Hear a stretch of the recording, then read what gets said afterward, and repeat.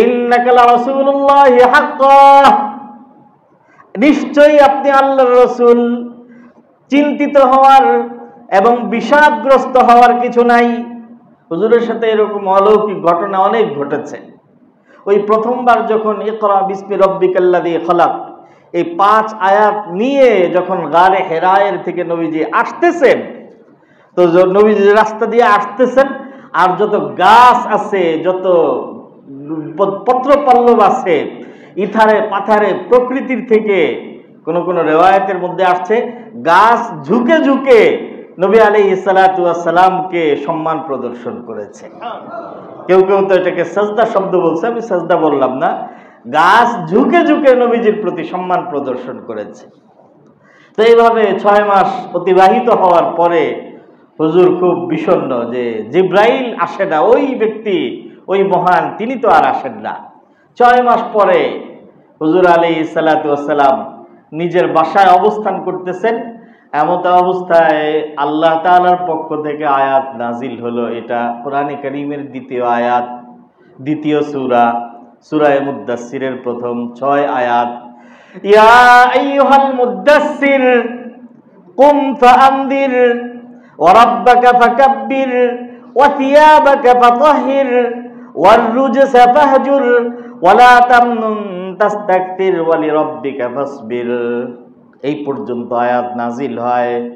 অর্থ হলো এই, ইয়া আইয়ুহাল মুদ্দাসসির, হে চাদর আবৃত নবী।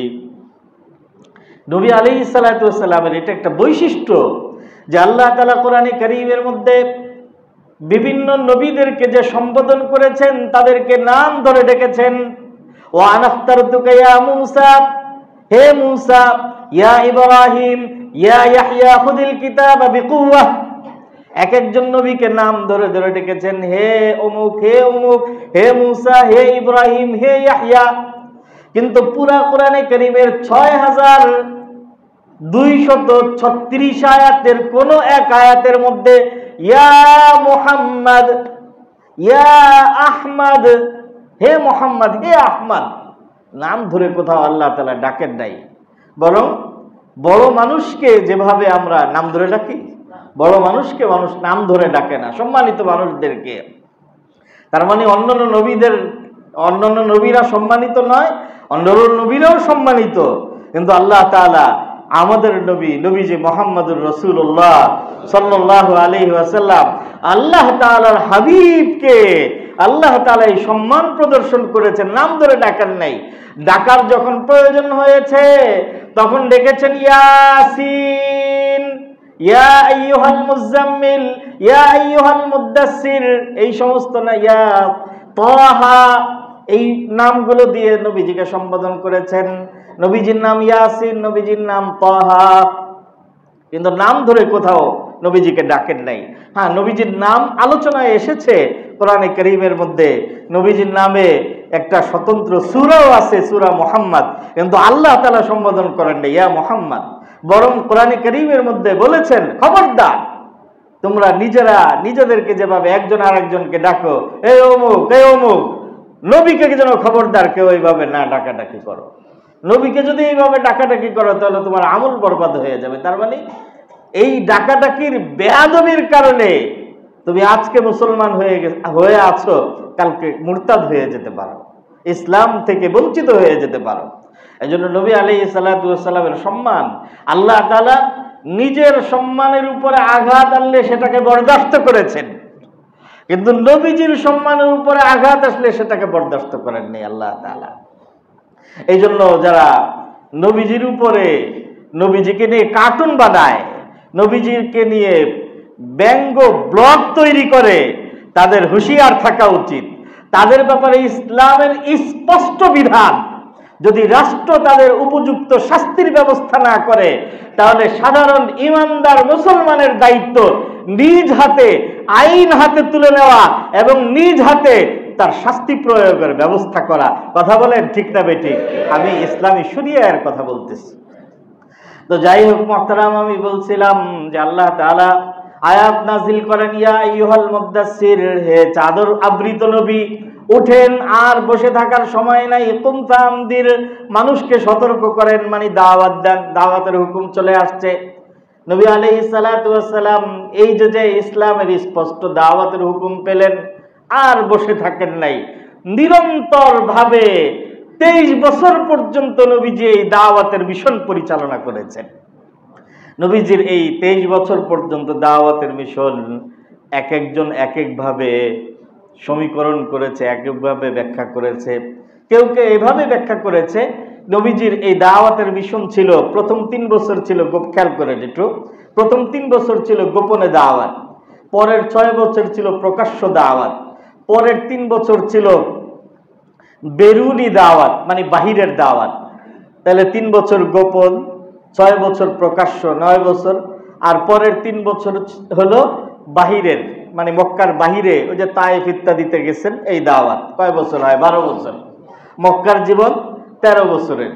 এর পরের বছর তো হিজরতের প্রস্তুতি এবং হিজরত করে মদিনায় আসার পরে দাওয়াত, এর পাশাপাশি রাষ্ট্র গঠন, এর ভেতর দিয়েই 10 বছর। কেউ কেউ এইভাবে পুরা নবীজির 23 বছরের জীবনকে ভাগ করেছেন। কেউ কেউ আবার একটু অন্যভাবে করেছেন, প্রথম 3 বছর প্রকাশ্য, পরের একেবারে প্রথম 3 বছর গোপন, পরের মক্কার একেবারে 9 বছরই প্রকাশ্য দাওয়াত। আর পরের মদিনাতে আসার পরে, মদিনায় আসার প্রথম 3 বছর আল্লাহু আকবার, প্রকাশ্য দাওয়াত এবং সাথে মানে কি বলে এটাকে, শক্তি প্রয়োগ। আর পরের যে 7 বছর আছে, এই 7 বছর দাওয়াত এবং রাষ্ট্র গঠন। তো আমার কাছে সবচেয়ে বেশি সুন্দর উপস্থাপনা মনে হয় এভাবে, নবী আলাইহিস সালাতু ওয়াস সালামের যে নবুয়তি জিন্দেগি, এই নবুয়তি জিন্দেগির প্রথম 3 বছর এটা গোপন দাওয়াত নয়। গোপন দাওয়াত বললে গোপন গোপন হয়ে যায়, গোপন দাওয়াত নয়, বরং নবী আলাইহিস সালাতু ওয়াস সালামের প্রথম 3 বছরের দাওয়াত ছিল ব্যক্তিগত পর্যায়ের, জনে জনে দাওয়াত, জনে জনে এক একজনকে ধরে ধরে নবীজি দাওয়াত দিয়েছেন। আমি এটাকে আপনাদেরকে বুঝায় বলবো ইনশাআল্লাহ। তো প্রথম 3 বছর ছিল ব্যক্তিগতভাবে জনে জনে দাওয়াত, আর পরের মক্কার বাকি 9 বছর ছিল সামাজিক দাওয়াত। মদিনায় আসার পরে 3 বছর ছিল প্রকাশ্য দাওয়াত এবং সীমিত পরিসরে সামরিক শক্তি সহ, সীমিত পরিসরে সামরিক শক্তি সহ প্রকাশ্য দাওয়াত।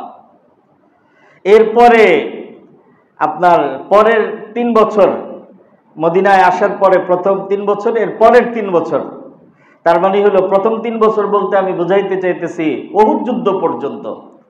উহুদ যুদ্ধের পর থেকে পরের 3 বছর পর্যন্ত আমার উদ্দেশ্য হুদাইবিয়া পর্যন্ত।